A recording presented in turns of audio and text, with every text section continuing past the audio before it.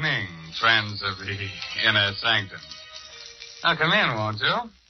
This is your host, Raymond, again, disturbing the peace.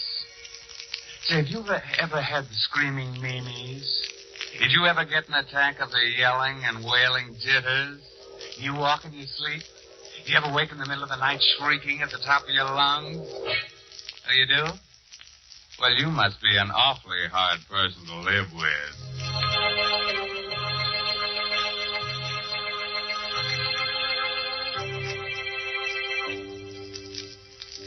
Well, friends, it's time for our story to begin. From this point on, forget everything pleasant. Get a finger ready to chew on, turn the lights down low, and listen to Peter Lorre tell you the blood-curdling tale, Death is a Joker. Come with me to the criminal court building. The tense hush falls upon the spectators as Charles Luther takes the stand. Gentlemen of the jury, I'm accused of murder. I'm an actor, a comedian. Look at my face. Ugly, huh? Yes, so ugly that whoever looks at it laughs. I'm not telling you this to win sympathy for myself. I tell you this because it is important to your understanding the strange events that brought me to this courtroom today to plead for my life. Shortly before midnight of November 28th, I went to the apartment of my friend Robert Langlow, the famous actor and acting. Charles. Well, this is a surprise. Come in. Thank you. Would you like a drink? No, don't bother. I don't want anything. No? Well, here, may I take your thing? Oh, excuse me. Hello. Oh, George. Yes, I have the money for you. You'll be up? When?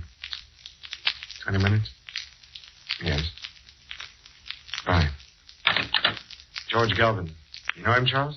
Yes. Rotten actor. He's an excellent poker player. So I've heard. Robert, before leaving the theater tonight, someone told me that you and Julie Winthrop are going to be married. Is it true? Yes, we'll be married in 2 weeks, right after my wife gets a decree in Reno. You must not marry Julie. Not marry Julie? Well, who are you to tell me what I can do? I know Julie well, and I also know you. That's why you must not marry her. Charles, it might be better for you to mind your own business. Julie and I are in love with each other. No, you're not. She's fascinated by your good looks. She's impressed by your fame, but she does not love you. Now, look here. We may be old friends, but I've stood all I'm going to. Wait a moment. I get it now. You're in love with her yourself. I'm in love with Julie. No, we are just friends. Friends? You're madly in love with her. That's why you came here tonight, isn't it? No. Friends. Stop your laughing. You in love with a girl like Julie. Why should my love make you laugh? Oh, so you admit it, huh? All right, I do. Why is it so funny? Do you think she'd have you? You, a clown, ugly, clumsy. You in love with Julie? And why not? Why not? You! Stop your laughing. Stop it. Can I? Look at yourself. Charles, let go of me. No. You're choking. Let go. A joke. A joke. Laugh. Go ahead. Laugh now. Laugh.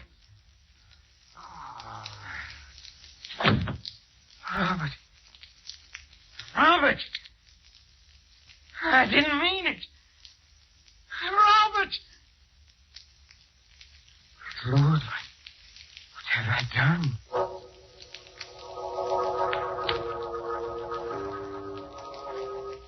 I rushed out of his apartment, trembling. I turned my coat collar up to hide my face. The streets were crowded with people coming from the late movies and restaurants.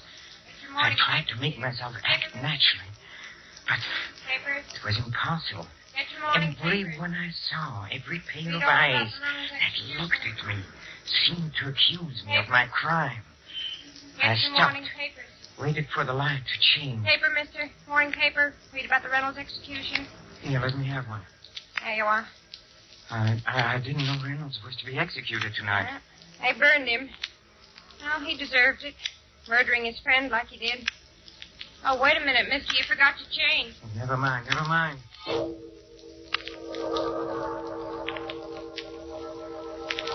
went to my apartment and I looked at the newspaper I'd bought. There was a photograph of Reynolds on the first page. In his face, I saw my future. The shattered hopes. The torture of the trial. The horrible, nerve-wracking experience of waiting for death. I flung the paper away. I went to the window. I opened it. I looked down 17 stories to the ground. How tiny people look. The automobile lights moved like so many fireflies. I climbed out on the edge. I braced my arms. I took a deep breath. One last look. I closed my eyes and... Doorbell rang. I hesitated a moment. I decided to answer it. I closed the window, went to the door. Hello, Charles. Julie. Why did you rush away from the theater tonight? I was anxious to talk to you. Talk to me about... Well, what? I need your advice, Charles. What's wrong? Well, it's Robert. What happened? Well, nothing happened. It's just that I'm not sure I love him. I'm not sure. Yes, when I'm with him, everything seems all right. He's handsome and charming, but when I'm alone, I begin to wonder and to doubt. Why? Can't you guess why? Yes. You love someone else? Yes. Oh, who is it? You. Me? Yes, that's what I came here to tell you.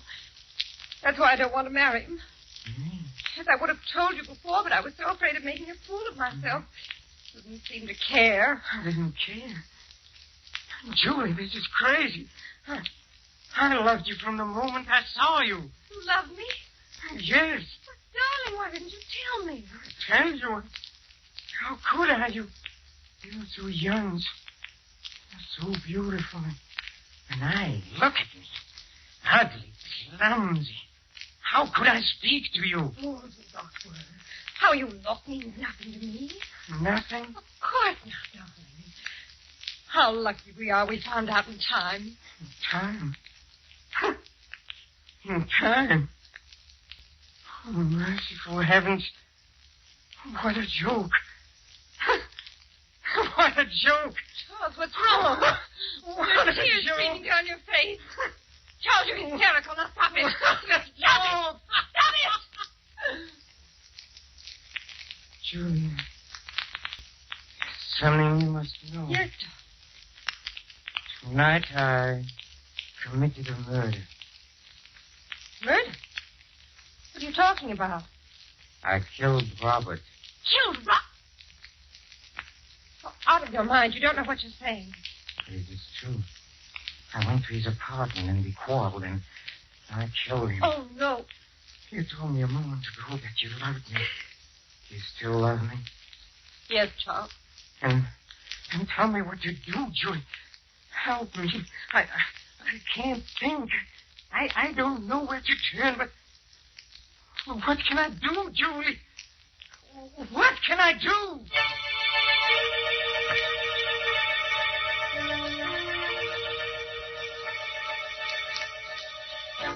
Pull yourself together, Charles. This may not be as hopeless as you think. Why? Was Robert alone in the apartment when you called? Yes. Were you seen entering or leaving? No. Are you sure? Yes, his apartment is on the second floor. I walked up and down. What time did you get there? Shortly before midnight. And what did you do before that? Went to a movie. Movie. How long did you stay there? Oh, only about 20 minutes. Do you have the ticket stub? Yes, here it is. Charles, do you realize what this means? They may never find out about you. Never find out. That's right. They won't suspect you since they can't know your motive. No one saw you enter or leave, and you have an excellent alibi. Alibi, Julie, do you realize what they're doing? They're talking like this as if we planned this crime, as though we were criminals. But I committed a crime, yes, but I'm no criminal. I didn't mean to do it. I know, darling, I know. You must think of your own life now. Oh, And mine. Yes, Julia. Oh, I see what you mean. I'm not a criminal, but I must play the role of a criminal now. A subtle, clever criminal who is cunning enough to escape punishment. Can I do it? Can I do it, Julia? Charles, listen to me. We must find out how much the police know. If it's hopeless and they have found out about you, then it would be best to give yourself up. But let's not make any decisions until we know. How can we know? Did Robert expect anyone tonight? Yes, George Galvin phoned while I was there. He said he'd be up in about 20 minutes. And the body must have been discovered by now. Yes, I'm sure the police must be there by this time. I think that I'll go to Robert's apartment. No, Julie, no. I don't want you to become involved. I'm already involved. If it weren't for me, this horrible thing would never have happened. The least I can do is to help you now. But, Julie... Promise me you'll not leave this apartment, Charles. All right. I won't be long. Julie. Yes. If something happens, if something goes wrong and is separated before you return, I want you to know that I don't know how to say it, Julie. You don't have to say it, darling. I know what you mean. Goodbye. Goodbye. A criminal. I have to think like one, to act like one, have to be one. What question would they ask? Where were you at 12 o'clock midnight of November 28th? I was in a movie. Here's the stub. Oh, no. They can see immediately that I'm lying. My voice must not tremble. I shouldn't be so quick with the answer. Where were you at 12 midnight of November 28th? Where was I? Let me see. Well, I left the theater and I went to a movie. It was a very amusing picture. Very amusing. Can you prove what you say? Prove? Oh, I don't know. It'd be difficult. Well, I may have the ticket stuff somewhere. Yes, here. Well, let me show it to you. Here it is. Did you ever quarrel with Robert Langwell? Well, we were friends. We played in many shows together. We were on the best of terms. That's all, Mr. Luther. You may leave now. Yes, I can plead. It is possible. I can escape punishment. Police? Can it be the police? Or maybe it is Julie. Good evening, Charles. George Gillen. I know it's rather late for an unexpected visit. Yes, it is. But this is important, Charles. A matter of life and death, you might say. What do you mean? Have you a cigarette? Huh? Yes, here. Thanks. What's the matter, Charles? Your hand's trembling. Hey, it's nothing. You don't seem to be your usual self this evening. No quips, no jokes. What's wrong? I don't always feel like joking. Yes, Charles. It's strange about human nature, isn't it? Who would have ever dreamed that tonight, a few minutes before midnight, you entered Robert Langwell's apartment, quarreled with him over Julie, and choked him to death? What are you talking about? You're an excellent actor, Charles. But you're wasting your talents on me. Save them for the footlights. Or the police. Police? Will you please tell me what all this is about? Still acting, huh? Now, look, Charles. You killed Robert shortly before midnight tonight. You are mistaken. I was in a movie at that time. Oh, so that's your alibi. Very clever. Now, Charles, either we discuss terms now, or I go to the police. Wait. How did you find out? That is my secret. What do you want? Money. All you have on hand. All you can dig up. All right. Come with me. I have some money in the bedroom. All right. Just a moment. What is the business? Yes. Why? I'm taking no chances. Let's go. All right. Well, where's the money? Charles, stand back or I'll fire. Stand back. No! Let go of my hand. Let go. I'll twist it. I'll twist it till that gun points to your head. Charles, let go of my hand. You don't know what you're doing. Come on. Fire. The bullet will enter your brain. Fire. Charles. Fire. Charles, don't. I'll make you fire. I'll squeeze your finger. Charles, let go. Come on. This is all a joke. I'll make you. Stop it. Charles.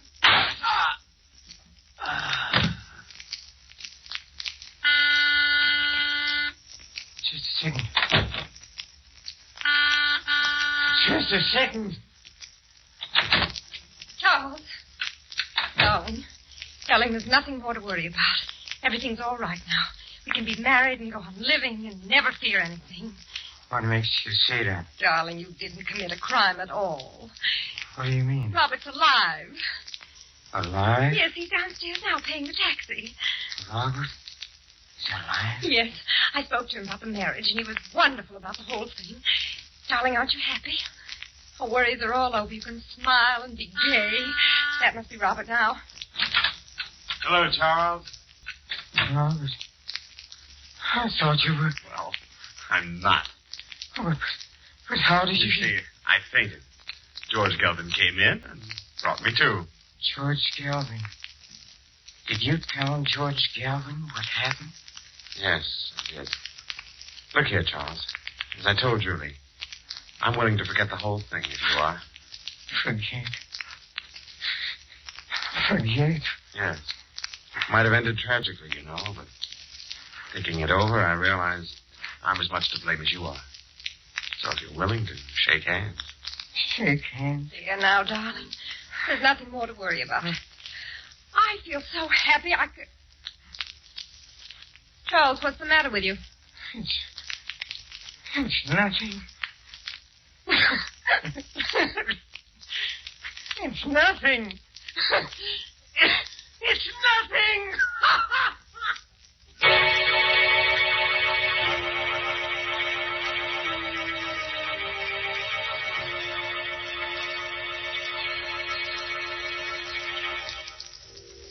Gentlemen of the jury, I became a criminal all because I thought I had committed a crime and I had to think like a criminal. My motives were those of all men.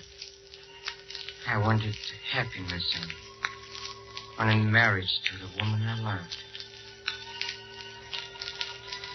What would you have done in my place?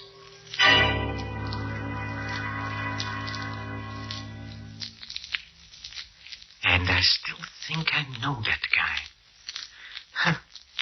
I wish I could place him. Well, it must be wonderful to have a sense of humor, but I don't think Charlie feels much like laughing. Do you? We'll pay a return visit to the inner sanctum and its fun-loving host Raymond soon, but don't go, please. Not until we drop in at the green room, where the players are rehearsing our next performance in a mystery playhouse. Come with me, please. Come. Change the dressings at midnight and again in the morning, nurse. Yes, Doctor. Well, Doctor, what did you find? Will I be blind? Is it very bad? Now, take it easy, Mr. Denton. There's nothing to worry about. Nothing at all. You're sure? You aren't just saying that. I'm quite sure. Valerie, did you hear that? I'm not going to be blind. Valerie, where are you? Right here, darling. Did you hear? I won't be blind. Isn't that wonderful? Yes, darling, it's marvelous. You don't sound very excited. Valerie, don't you realize I'm going to see again? She doesn't sound excited because I don't want you to be excited, Mr. Denton. You've got to relax. Try to sleep. Sleep? With this ungodly pain? My eyes feel as though they were on fire. That will stop as soon as the opiate I gave you takes hold. You'll be comfortable, I'm sure. Now, good night. You're going now, Doctor? Yes, I'll look in on your husband in the morning. Stephen. Yes, Valerie? Do you mind if I step out into the corridor for a moment? But you promised not to leave me.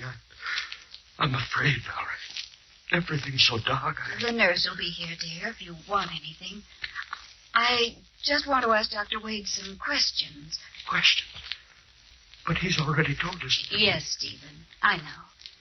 But I'd like to find out about the treatment and how I'm to take care of you when we get you home, you know. Just little things. All right. But hurry back. I want you near me. I will, dear. Good night, Mr. Denton. Good night, Doctor. And thank you. You're quite welcome. After you, Mrs. Denton. Thank you. I suggest we step into the consultation room across the hall. We'll have more privacy. All right. Here we are. Thank you. Well, it's been a long time, Valerie. Yes, Paul, it has. Almost 10 years, isn't it? About that. Strange that you should have called me, of all people, to treat your husband's eyes. Oh, I was panicky, Paul. I didn't know what to do. It all happened so suddenly. Stephen was working in his laboratory at the house when suddenly I heard a violent explosion. I ran in and found him clutching his eyes and screaming, "I'm blind." First thing I thought of was an ambulance.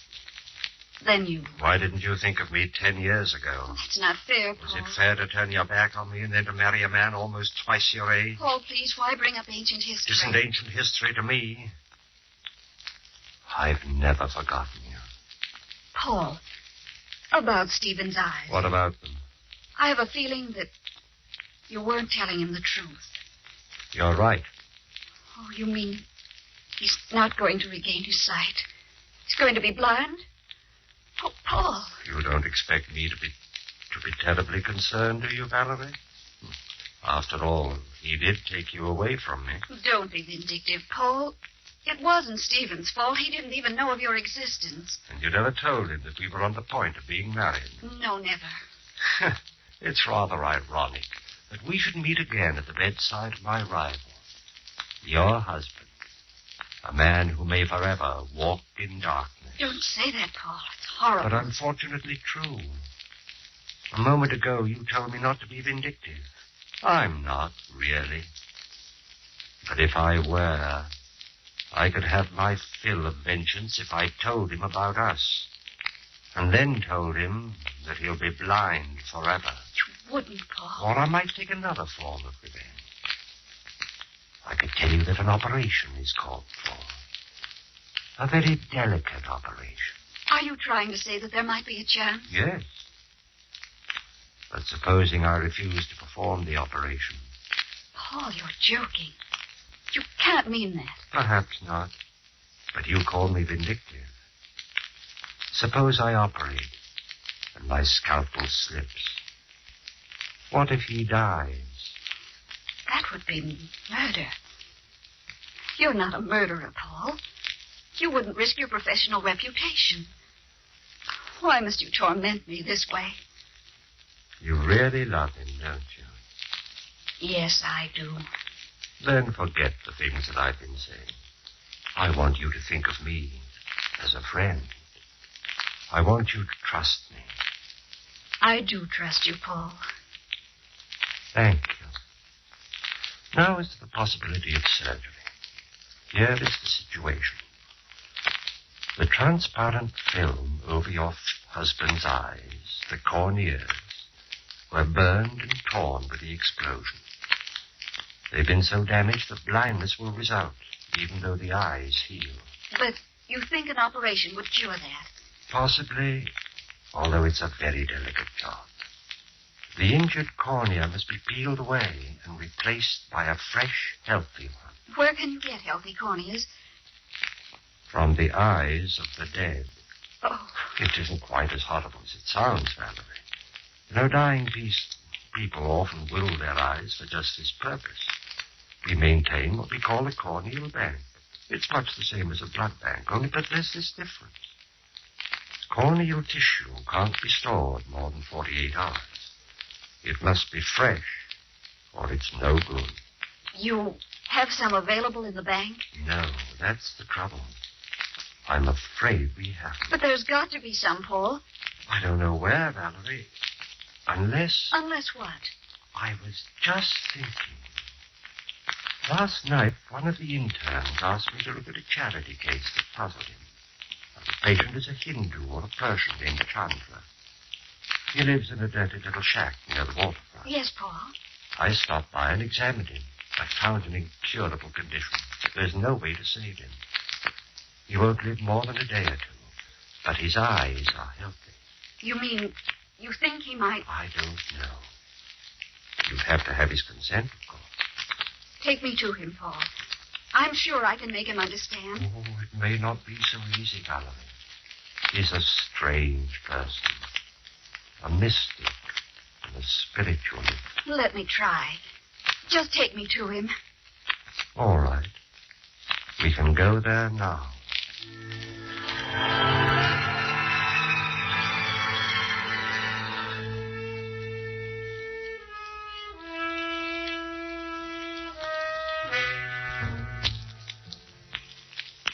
Doesn't the doctor sound familiar to you? Huh? That's right. It's Boris Karloff, up to his old tricks. I think it might amuse you to be on hand for our next performance, when we present Mr. Karloff and Creeps by Night. This is Peter Lorre closing the doors of the Mystery Playhouse. Good night. Sleep tight.